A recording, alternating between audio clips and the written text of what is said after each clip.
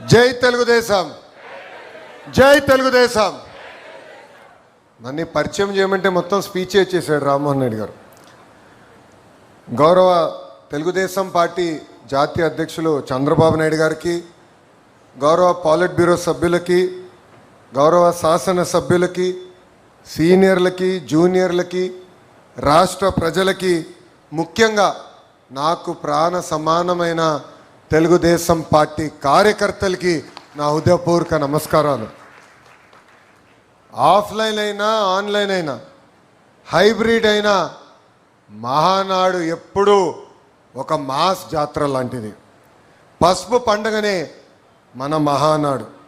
ప్రతి కార్యకర్త కాళ్ళు ఎగరేసుకుని నాది తెలుగు జాతి, నాది తెలుగుదేశం అని చెప్పుకునే వేదిక మన మహానాడు.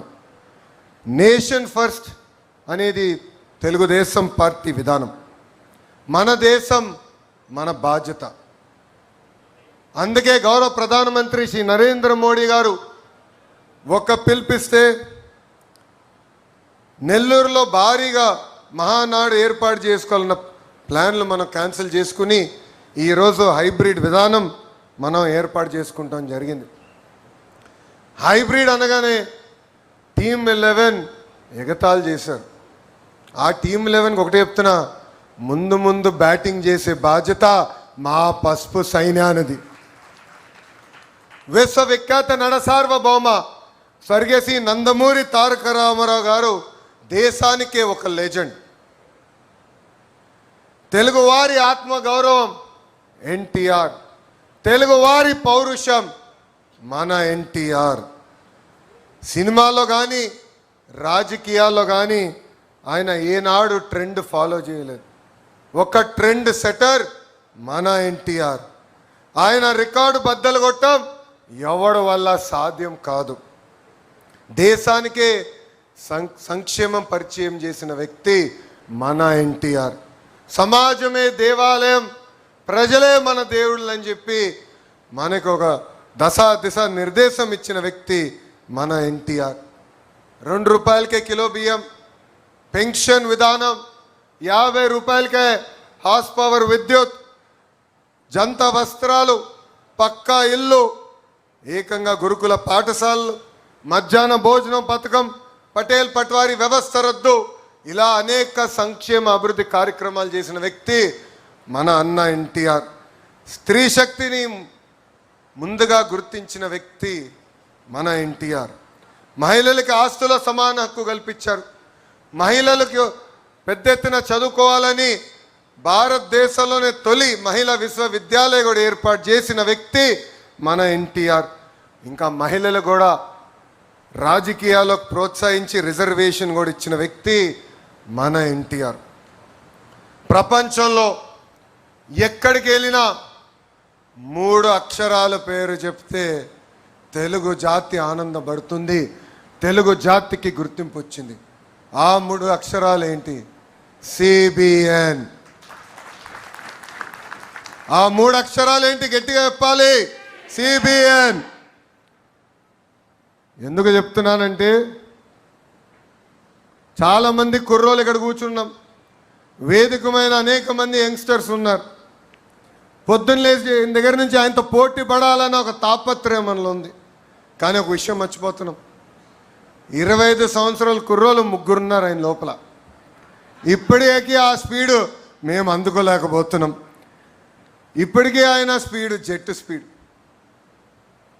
గతంలో కియా తీసుకొస్తే ఇప్పుడు ఫైటర్ జెట్స్ తీసుకొచ్చిన వ్యక్తి. అప్పుడు ఐటీ అంటే ఇప్పుడు ఏఐ, అప్పుడు హైటెక్ సిటీ అంటే ఇప్పుడు క్వాంటమ్ వ్యాలీ, అప్పుడు సైబరాబాద్ అంటే ఇప్పుడు అమరావతి రూపశిల్పి మన నాయకుడు సిబిఎన్.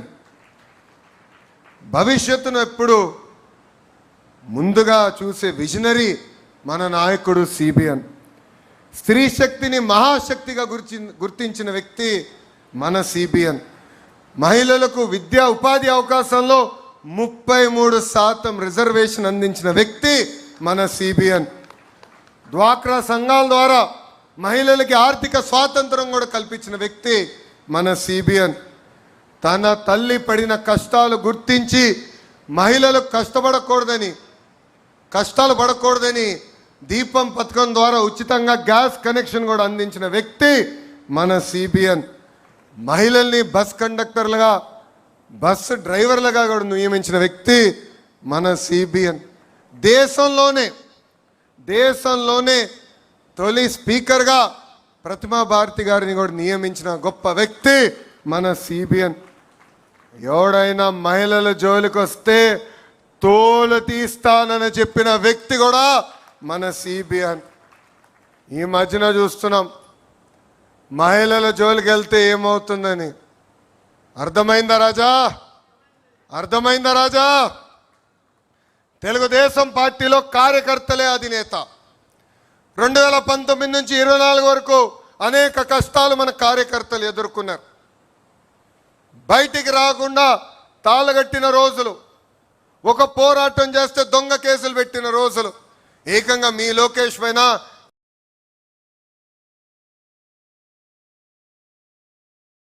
23 కేసులు పెట్టారు. వేదిక మీద నాయకులందరిపైన కేసులు పెట్టారు. కానీ ఆనాడే చెప్పాం, మాట తప్పం మడిమ తిప్పాం, మేము తగ్గేదే లేదని ముందరికి నడిచాం.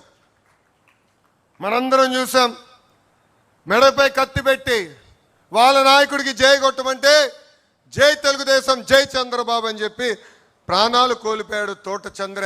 ఈరోజు నేను గర్వంగా చెప్తున్నా, తోట చంద్ర కొడుక్కి ప్రభుత్వం ఉద్యోగం ఇచ్చిన ఘనత కూడా మన ఎన్డీఏ ప్రభుత్వాన్ని. నామినేషన్ పత్రాలు లాక్కుని దాడి చేస్తే మీసాలు మిలేసి తొడగొట్టాడు మన అంజిరెడ్డి తాత. అంతేకాదు, ఏకంగా వైకాపా రౌడీల దాడిలో రక్తం కారుతున్న చివరి ఓటు పడే వరకు ఓటింగ్ బూత్లో నిలబడారు మన మంజుల గారు. వైసీపీ గూండాలు ఏకంగా వచ్చి కంటి చూపు పోయే విధంగా పొడిచినా ఎత్తిన పసుపు జెండా దించకుండా నిలబడింది మన చెన్నుపాటి గాంధీ. ఇలాంటి నాయకుల్ని మనందరం స్ఫూర్తిగా తీసుకుని తెలుగుదేశం పార్టీని ముందరకు నడిపించాల్సిన బాధ్యత ఉంది. కేసుల కోసం భయపడం, ఏనాడు వెనక తిరిగి మనం చూడలేదు. వేదికమైన అనేక నాయకుల్ని అరెస్ట్ చేశారు. మన అచ్చన్న గారు కానివ్వండి, కొల్లు రవి గారు కానివ్వండి, ఇట్లా అనేక మందిని అరెస్ట్ చేసి జైలుకు పంపించిన మనం ఎప్పుడూ వెనక్కి తగ్గలేదు. అందుకే వై నాట్ 175 అంటే చివరికి టీమ్ 11 మిగిలే పరిస్థితి ప్రజలే ఇచ్చారు. 2024 ఎన్నికల్లో అందరం కలిసికట్టుగా రికార్డులు బద్దలు కొట్టాం. భారతదేశ చరిత్రలో ఎప్పుడు జరిగిన విధంగా 94% స్థానాలు మనం కైవసం చేసుకున్నాం. 175 నియోజకవర్గాల్లో 164 స్థానాలు ఎన్డీఏ సొంతం చేసుకుంది. శ్రీకాకుళంలో 10 out of 10, విజయనగరంలో 9 out of 9, తూర్పుగోదావరి జిల్లాలో 19 out of 19, వెస్ట్ గోదావరి జిల్లాలో 15 out of 15, కృష్ణాలో 16 out of 16, గుంటూరులో 17 out of 17, నెల్లూరులో 10 out of 10, అనంతపూర్లో కూడా 14 out of 14. అంటే 8 ఉమ్మడి జిల్లాల్లో క్లీన్ స్వీప్ వచ్చింది. కడప జిల్లాలో కూడా 10 నియోజకవర్గాలకి 7 నియోజకవర్గాలు ఎన్డీఏ కైవసం చేసుకుంది. ప్రజలు ఆశతో మనం గెలిపించారు. వాళ్ళకి అహర్నిశలు కష్టపడాలని వాళ్ళు కోరారు. అందుకే ప్రజాప్రభుత్వం సుపరిపాలన అందిస్తుంది. ఎన్ని ఆర్థిక ఇబ్బందులున్నా ఇచ్చిన హామీలని ఒక పద్ధతి ప్రకారం మనం నిలబెట్టుకుంటాం, ముందరికెళ్తున్నాం. ఒక్క పెన్షన్ తీసుకోండి, భారతదేశంలోనే ఏ రాష్ట్రం ఇవ్వని విధంగా వృద్ధులకి 4,000 రూపాయల పెన్షన్ మన చంద్రబాబు నాయుడు గారు అందిస్తున్నారు. వికలాంగులకి 6,000, బెడ్కి పరిమితం అవుతే 15,000 రూపాయల పెన్షన్ మనం అందిస్తున్నాం. అన్నా క్యాంటీన్లు తిరిగి ప్రారంభించాం. మెగా డిఏసి ద్వారా 16,000 ఉద్యోగాలు మనం అందించాం. మన హోంమంత్రి గారి నాయకత్వంలో 6,000 కానిస్టేబుల్ పోస్టులు కూడా మనం భర్తీ చేస్తాం జరిగింది. ఏకంగా జాబ్ క్యాలెండర్ ద్వారా 10,000 పోస్టులకి కూడా మనం నోటిఫికేషన్ విడుదల చేశాం. మా చేనేత సోదరులకి అండగా నిలబడడానికి హ్యాండ్లూమ్ ఉంటే 200 యూనిట్లు, ఇంట్లో పవర్ లూమ్ ఉంటే 500 యూనిట్లు ఉచిత కరెంటు కూడా మన ప్రభుత్వం అమలు చేసింది. మత్స్యకారుల సేవలో కూడా అన్నదాత సుఖీభవ, స్త్రీ శక్తి కింద ఉచిత బస్, దీపం పథకం లాంటి అనేక సంక్షేమ కార్యక్రమాలు మనం అమలు చేస్తున్నాం. అంతేకాదు ఇంట్లో ఎంతమంది పిల్లలుంటే అంతమంది పిల్లలకి తల్లికి వందనం ఇచ్చిన ఏకైక ప్రభుత్వం మన ఎన్డీఏ ప్రభుత్వం. ఎన్నికల ముందర కూడా ఒకే హామీ ఇచ్చాం, ఒకే రాష్ట్రం ఒకే రాజధాని, కానీ అభివృద్ధి వికేంద్రీకరణ. ఈరోజు భారతదేశంలో 100 రూపాయలు పెట్టుబడులు వస్తే దాంట్లో 25 రూపాయలు ఈరోజు ఆంధ్ర రాష్ట్రానికి వచ్చిన ఘనత. ఒక Google, Arcelor Mittal, royal Enfield, ఏకంగా ఫైటర్ జెట్లు తయారు చేసే పరిశ్రమలు కూడా మన ఆంధ్ర రాష్ట్రానికి తీసుకొచ్చాం. ఈ సభాముఖంగా ఆ టీమ్ 11 కెప్టెన్కి నేను ఒక బంపర్ ఆఫర్ ఇస్తున్నా. డేట్ టైం మీరు నిర్ణయించండి. సంక్షేమ అభివృద్ధి పైన చర్చించడానికి నేను సిద్ధం, మీరు సిద్ధమా అని అడుగుతున్నా. అభివృద్ధి సంక్షేమం హడావిడిలో పడిపోయి